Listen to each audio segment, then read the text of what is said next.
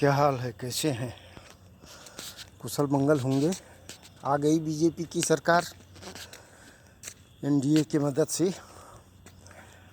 उन लोगों के मुंह पे तमाचा है जो बोल रहे थे मुझसे लिख के ले लो। इस बार पीएम के पद पर मोदी जी नहीं बैठेंगे। अब वो क्या जवाब देंगे?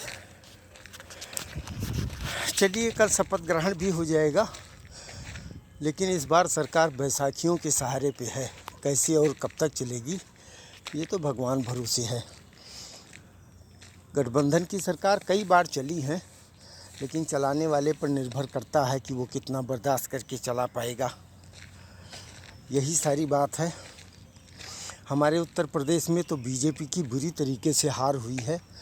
खास करके अयोध्या के मामले में लोग बहुत ज़्यादा नाराज़ हैं कि अयोध्या वासियों ने बिल्कुल ही बीजेपी का साथ नहीं दिया, जबकि वहाँ पे राम मंदिर का निर्माण हुआ, प्राण प्रतिष्ठा हुई, सब कुछ अच्छा काम हुआ, लेकिन वहीं से बीजेपी हार गई। मैं भी कई दिन तक गालियाँ देते रहा, लेकिन धीरे धीरे जैसे जैसे उनका विरोध हो रहा है वैसे वैसे उनके बारे में पता भी लग रहा है कि बीजेपी को वोट क्यों नहीं दिया। लगभग अयोध्या धाम के अंदर 13 किलोमीटर का जो सड़क मार्ग है उसका चौड़ीकरण किया गया है। उसके किनारे लोग लगभग 150-200 वर्षों से अपना घर मकान बनाकर रह रहे थे और वहाँ पे अपना कुछ रोज़गार चला रहे थे, कर रहे थे। उसके ऊपर बुलडोज़र से और जेसीबी से सब उनके बाहरी हिस्से को तोड़ फोड़ करके और रोड का नवीनीकरण किया गया। वो तो सही है कि कुछ मुआवजा दिया गया, लेकिन वो ऊँट के मुंह में जीरा जैसे है। 1.5-2 लाख का मुआवजा दिया गया और जहाँ ख़रीदना है वो 15-20 लाख का है। फिर कैसे काम कर सकते हैं? दूसरी बात, आदमी अपने पैतृक जहाँ पे पैदा होता है, जो बाप दादा का घर मकान होता है, वहाँ से बहुत जुड़ा रहता है। उस पर अतिक्रमण होने से, तोड़ फोड़ होने पर बहुत हृदय में दर्द होता है। और सरकार भी हमें लगता है कि अपने इस घमंड में कि नहीं मैं जो कर रहा हूँ वही सब कुछ ठीक है, इसी में करती हुई चली गई। उसके बाद लोग बोल रहे हैं कि वहाँ पे वीआईपी मूवमेंट के कारण प्रतिदिन वहाँ पर रास्ते बंद कर दिए जाते हैं और जो लोकल वहाँ के रहने वाले हैं उन्हीं पर प्रतिबंध लग जाता है कि आप मत निकलो, आपको कहीं नहीं आना जाना है।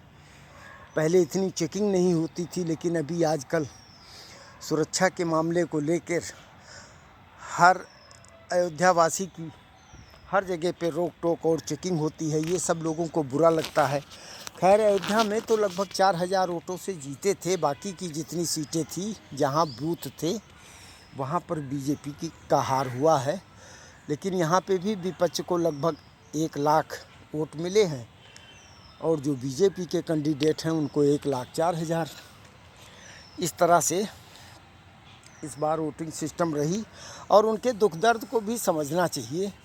गाली देने से कोई फ़ायदा नहीं है। तो हमारे ही हिंदू भाई, हाँ, कुछ उनका नुकसान हुआ होगा, इसलिए वो भी नाराज़ हुए होंगे और सोचे होंगे कि चलो इनको वोट ना दें।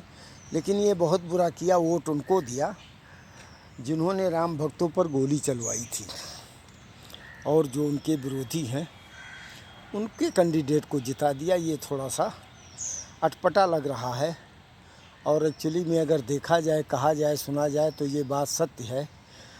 अयोध्यावासी सच में राम भक्त नहीं हैं।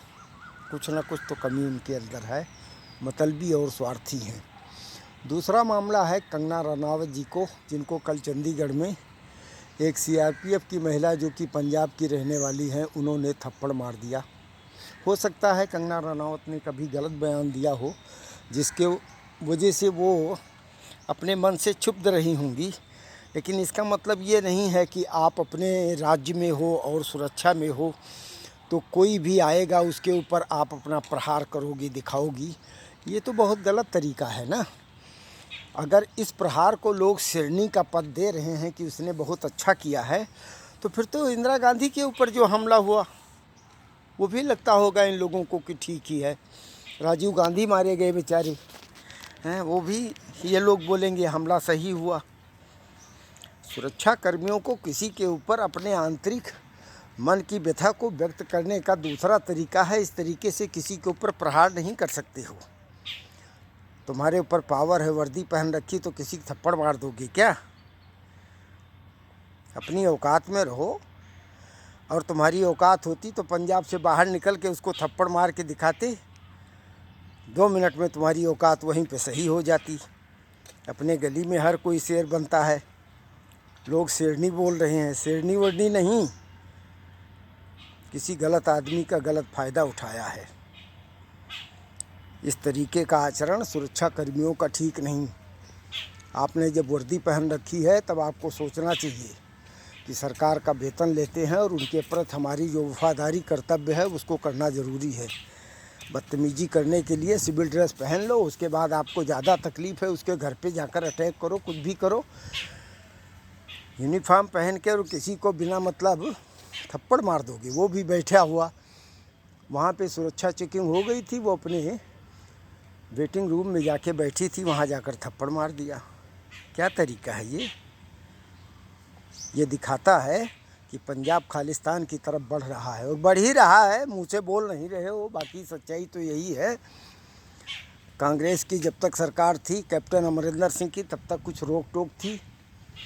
और उसके बाद जब से आम आदमी पार्टी का राज हो गया तब से क्या है, और उसका प्रमाण है खालिस्तान का सपोर्टर करने वाला जो एक नया लीडर निकला है, आसाम की जेल में बंद है, वो लोकसभा का चुनाव जीत गया है। इंदिरा गांधी की हत्या करने वाले जो थे उनके पुत्र चुनाव लड़े हैं, वो भी जीत गए हैं। ये प्रमाण है कि आतंकवाद की तरफ, खालिस्तान की तरफ पंजाब धीरे धीरे बढ़ रहा है। हमारे ही भाइयों को हो सकता है मेरी बात बुरी लगे, लेकिन वो इस विषय पर कभी नहीं बोलेंगे। वो ये बोलेंगे हम बहुत वफादार हैं।